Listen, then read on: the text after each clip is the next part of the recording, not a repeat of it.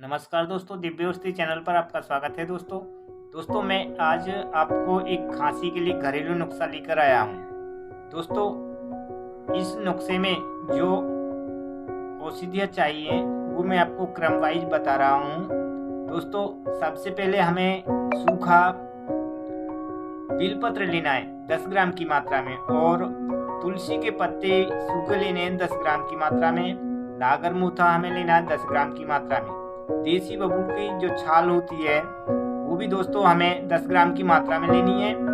सौंठ 10 ग्राम की मात्रा में, और इलायची 5 ग्राम, काली मिर्च 2 ग्राम की मात्रा में।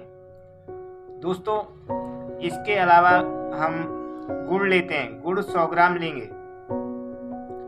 इन सभी औषधियों को हम कूट पीस कर एक पाउडर तैयार कर लेंगे जो गुड़ के अंदर मिलाना है हमें। और इस गुड़ में से हम तकरीबन 5 ग्राम की मात्रा में गोली बनाएंगे। तो इन गोलियों को सुबह और शाम प्रतिदिन